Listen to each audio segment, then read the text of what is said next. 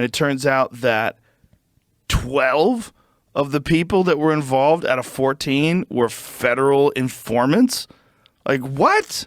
Yeah. And then these two guys who get sent up the river for life, they're like, what the fuck? Like, this was all fantasy. I'm a moron. Yeah. Like, I wasn't, they organized it. They came up with the idea. They formulated the plan. They wrote it all out. They talked me into doing it, and then they arrested me. Yeah. And it's like, what it is the definition of entrapment.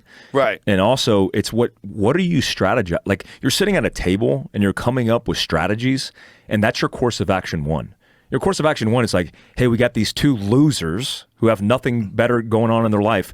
Let's convince them to do some dumb shit and then put them in prison. And then it's a victory for us all. How much shit, like the cartel, all the drugs, all the real issues that we have to deal with, and these are the things that you're focused on? I mean, most of these guys who came out of the January 6th debacle, like the guy who sat at Nancy Pelosi's desk, he's like, I didn't fucking know what I was doing. He's like, I didn't even know it was Nancy's desk. I saw a piece of paper and thought it was Nancy, and I wrote her a note, and I regret the whole thing. It was fucking dumb.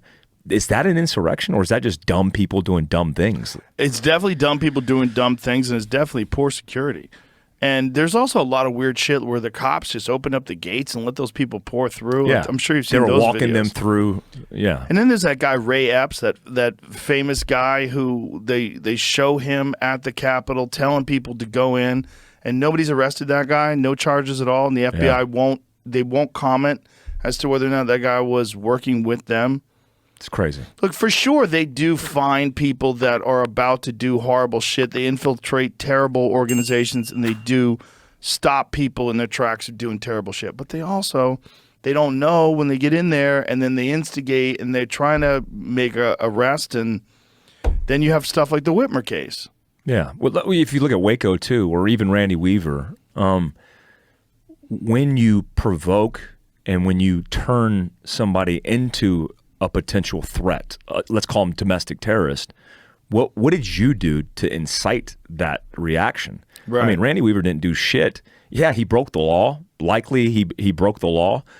But the idea that you're going to go there, kill his son with no recourse, and then somehow make it better by putting sniper hide positions and setting him up, if they killed him, like if social media existed back then, there would have been riots.